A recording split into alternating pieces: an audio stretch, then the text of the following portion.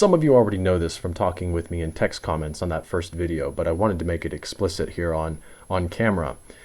I think we both agree, both Sisyphus Redeemed and I agree, that you can avoid a rational conclusion just to save your own worldview.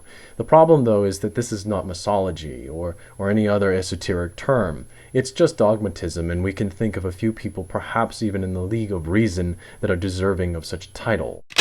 The objection has been from the beginning that Sisyphus Redeemed has decided to contrive this set of standards, this dredging up of an unknown word, putting his own spin on the definition and failing to really fit anyone into that definition. Or we've gotten to a point now where he's loosening the definition such that any and all of us could possibly fit into it. I'm not really sure why he felt that this was the prudent way of going about it. He did say at one point that he thought I was Christian. Perhaps he thought it was going to be more meaningful to me in that way. But he learned that I was not Christian, but didn't change his arguments. He just made sure he said in the video that I wasn't Christian. I don't know. The discussion I would be interested in having is a philosophic, an abstract discussion, if you will, on faith. The question whether or not faith is always going to be in contradiction with reason, or in competition with reason.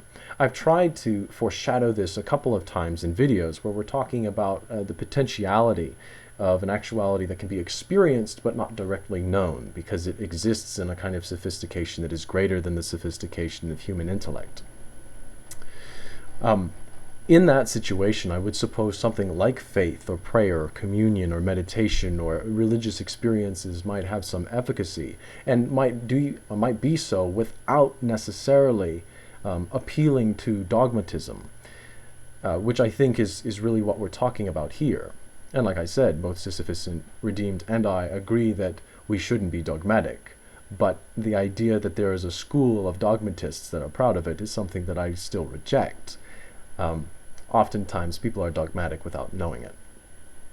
So if any of you are interested in having that kind of conversation about faith in a kind of abstract sort of way, I would be more than happy to entertain that. Perhaps Sisyphus Redeemed would be interested in that. If not, I'd be happy to hear from any of you.